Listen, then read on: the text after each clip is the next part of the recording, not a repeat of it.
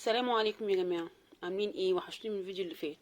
النهارده بقى وصفتنا النهارده شوية دبابيس كده هنعملهم بطريقة جديدة، بطريقة جميلة جدا، وبطريقة شكلها حلو قوي. يعني بدل ما الدبوس صغير كده، لا الدبوس هيبقى دبوسة كبيرة كده. كبرناه بايه بقى؟ تعالي واحنا نقولك بقى عملناها ازاي. بس شوف الاول منظر الجمال ده. صلوا على النبي يا جماعة، عليه افضل الصلاة والسلام. بصي فتحناها كده، دي دبوسة بس مش ورك كامل طبعا. يعني نظرا الفراخ غالية، والورك بقى دلوقتي يعني كبير دلوقتي، فاحنا عملنا الدبابيس بس بطريقة جميلة جدا. بص انا جايبه الوراك، بس خدت بقى ايه؟ عشان انا لازم اجيب الوراك عشان اخد منها الجلد الزيادة، عشان هحشي. فما ينفعش الدبوسة تبقى صغيرة قوي كده، لان هي لحمها مليانة، لا مليانة من جوه. لحمها فمش تشيل الرز. فانا هوريك بقى اقطع الورك ازاي. يعني بعد ما قطعت ورك الفراخ، خدت الوركايه بصي نصين. بصي بقى الجلد هعملها ازاي. هوريك بس التركه دي بس. اي بصي بقى، انا السكينه هطلعها بحته جلده كبيره واشفها كده، وبعدين اروح اقطع ايه الدبوسه. اصبح طالعه بحته جلده كبيره. بص انا مطلعه الحته اللي من فوق جلدها، بص صغنن ازاي، عشان احشيها وتبقى شكلها حلو. طبعا انا هخلي العظميه اللي في النص، هي بس الدبوسه فيها عظميه واحده. زي ما تكون بتقوري كده بتنجان، بتقوري كوسه.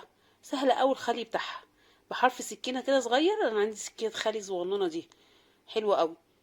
بحرفها صغنن كده بتروحي مدوراها كده تدويره، بحيث ان انتي تطلعي العضمايه. وما خدوش حاجه، انا خليتهم في ثواني يعني. انتي بس بتحطي حرف السكينه وتدوريها، وبعدين تمسكي العضمايه كده وتخلصيها. مش هياخدوا حاجه. بصي هي العضمايه طلعت معايا، هي عشان هي عضمايه واحده بس. بس هاتي دبابيس كبيره شويه، عشان انتي طبعا دبوس، فهاتي ايه وراك كبيره. بصي هقطع بقى ايه اللحم بتاعها عشان اطلع العضميه فاضيه مفيهاش حاجه، واخلصها خالص. اهي انزلها لتحت اخلصها خالص. سهله قوي على فكره الخلي. انا بخليه حتى للمشوي عشان يستوي بسرعه. يعني بعمل الطريقه دي حتى للمشوي. خلصنا بقى اللحم كله. اشوف العضميه فاضيه ازاي.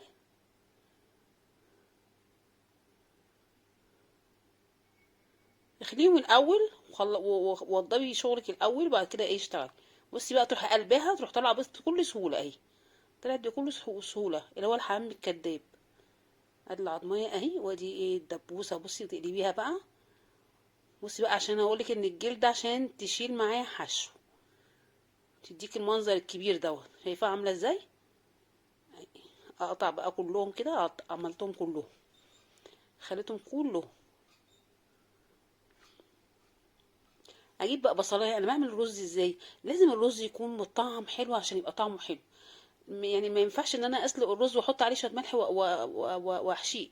لا، انا بحط مكعب زبده وشويه زيت كده، وبنزل ببصلايه متوسطه وعليها ملح وفلفل. اشوحها بس.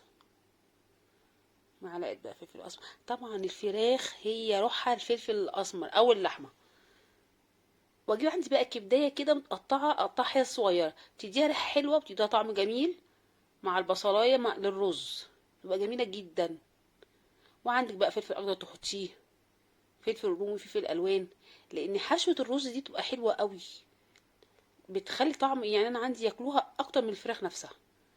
بس طبعا عشان احنا كنا بنحشي الورك كامل، فانا ما رضيتش اجيب لكم طريقه اقتصاديه شويه.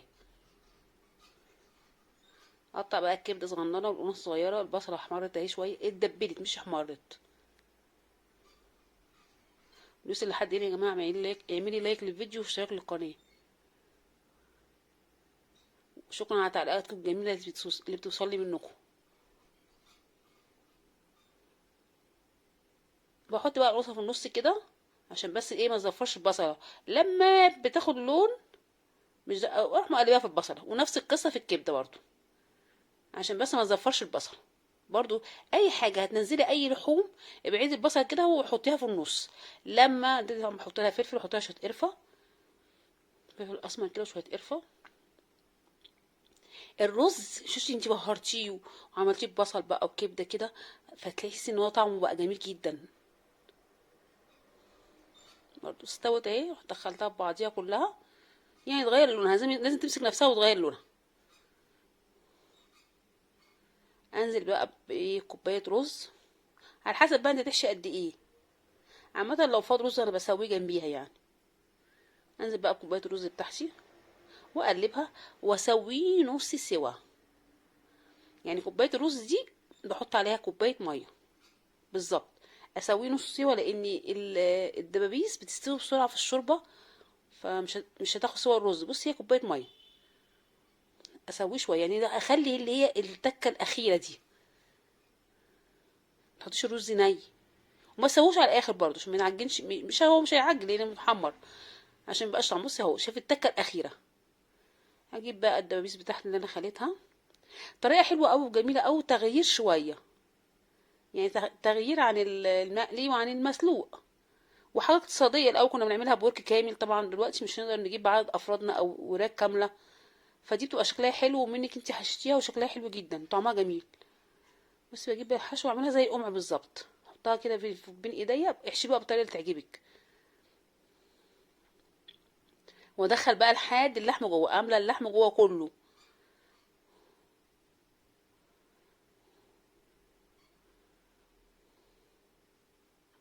بصي طريقتها سهله جدا، ما خدتش حاجه. طبعا انت بتعملي، ممكن تعملي رز كتير شويه وتسوي الباقي وتقدميه مع سلطه كده وخلاص.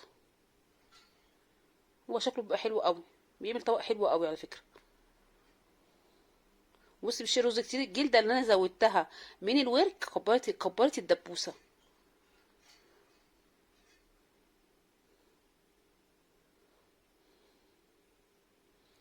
احشيها بقى كلها كده.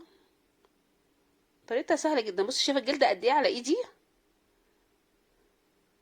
منه انا كلت دبوسه ومنه كلت محشيه. طبعا الحشوه، الحشوه اللي تعجبك. في ناس بتحبها، انا بحبها بفريك عادي، رز ساده من غير كده عادي. اعملي بالطريقه اللي تعجبك، كل واحد يعمل بالطريقه اللي تعجبه. بصي بلم بقى كله، يا تجيبي فتله وتربطيها كده، يا عندك سلاكه بتاعت السنان، او اللي هو شيش طاووق الخشبه. انا عملتها كده، استسهلت بصراحه. دخلتها كده، جايبه بتاعت الشيش عشان تبقى طويله معايا واملكها. وبكسرها بقى يعني، ما بحطهاش كلها، بكسرها اخليها على قديها. بصي اهي سهله. او ممكن تجيبي فتله وتروحي لفاها لكني بتخيطي بالظبط. اهي دخلتها تمام، لان هي بتاعت الشيش مدببه شويه فبتخش بسهوله. طبعا طويله، انا بكسرها من الناحيه المدببه عشان ادخلها في حته تانية. بعمل بهدلتها بمعنى اصح.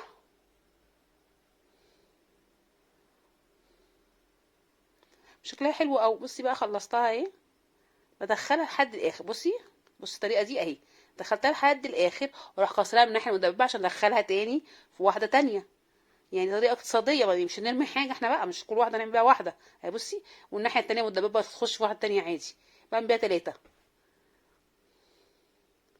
بصي بقى شكل الدبوس بقى عامل ازاي.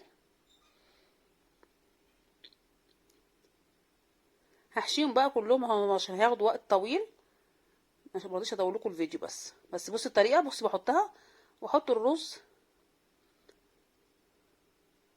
واكبسها عادي. بس طريقه سهله قوي. واعمل لها برضه العمليه الجراحيه بتاعتنا دي. طبعا احنا دخلناهم انعاش، يعني دخلنا دبابيس الفراخ الانعاش بالظبط. يعني ما شاء الله علينا، احنا عملنا في الاكل عمايل، خيطنا ولزقنا وعملنا فيهم كل حاجه.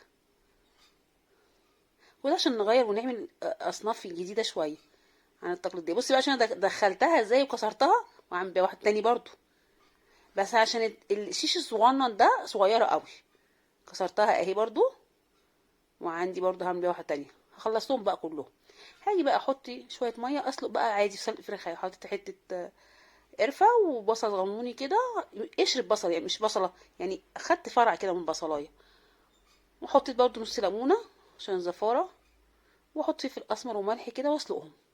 اسلقيهم على قد ايه بالظبط؟ 20 دقيقه بعد الغليان، عشان هي بتاخدش وقت لان الرز مستوي. هجيب شويه لبن صغيرين، معلقه بقى صلصه او معلقه كاتشب، انا عندي كاتشب. حطي شويه ملح، حطي شويه فلفل. وبعد ما تسلقيهم بقى طلعيهم كده عشان احمرهم عشان يبقى شكلهم حلو. بصي ملح، هم مش معلقه يعني، هم 4 معالق لهم بالظبط او 5. ومعلقه الصلصه، ما عندكيش بقى اديني حمري على طول عادي، هو ده اختياري، بس هو بيديها لون حلو وبيديها طعم حلو. واللبن بيساعدها على التحمير بسرعه ما بتنشفش منك. اتسلقت اهي واستوت يا دوبك 20 دقيقه بعد الغليان بالظبط، ولا فرقعت ولا اي حاجه. بصي منظرها طلع عامل ازاي، يعني عملتيهم في عزومه كده تحسي ان انت يعني بدل ما تعملي ورك كامل بقى، ودلوقتي الورك دلوقتي ب 50 جنيه، انت هتجيبي اللي وراك تعملي النص الفوقاني صينيه، وتعملي الدبابيس دي كده تحفه. هو شكلها حلو قوي في العزايم، ومنك ما كلفتيش نفسك قوي. بنزلها بقى كده واشربها من الصوص اللي انا عملته دوت بقى، بالملح بالفلفل كده بمعلقه كاتشب حراق، يعني حار شويه بشويه لبن، وهنزلها بقى اقليها. خد بالك من القليه عشان بتفرقع، عشان فيها طبعا سوائل. نزلتيها حمرتيها كده حمريها عادي المتاح عندك. حطي بقى شويه زيت، حطي كده شويه زيت عاديين، قليه عاديه، ما تحطيش زيت غزير ولا حاجه، يعني عشان هتقلبيها على كل جنب. وطبعا الطاسه ما بتلزقش، يعني اهم حاجه حطي في طاسه ما بتلزقش عشان ما تقطعش منك ويفروي الرز. يعني انت في الجرانيت ادهنيهم وحطيهم في الفرن تحت الشوايه كده وحمريهم، يعني مش لازم تحمريهم، ادهنيهم صلصه بحبه زيت وحطيهم تحت الشوايه. برضو دوت طريقه سهله وطريقه جميله، عملتها المره اللي فاتت انا في الحمام المخلي، بس انا المره دي غيرت لكم شويه. بصي بقى اللبن مديها شكل ولون حلو قوي باقل تحميره. ولو عندك بقى عسل دهنتيها، لا التحمير دوت في حاجات كتير قوي ممكن تحطيها ان انت تحمري بيها عشان تديكي لون حلو. خلصتهم بقى، شوف بقى شويه رز فايضين، سويتهم حطيتهم ربع كوبايه تاني، ووسط عليهم لانهم مستويين نص سوا، ووسط عليهم البوتاجاز وسويتهم. ما هي السلطانيه دي بس مع الحشو بتاع الدبابيس هيبقى حلو قوي لانهم مليانين رز. شويه سلطه بقى كده، شويه ملوخيه. طبعا انت عندك شوربه، يعني طلعتي منها شوربه وحشيتي. بصي بقى الطبق، ست دبابيس عملوا طبق شيك قوي وجميل قوي. طريقه اقتصاديه يا جماعه للفراخ، بص شكلها جميل.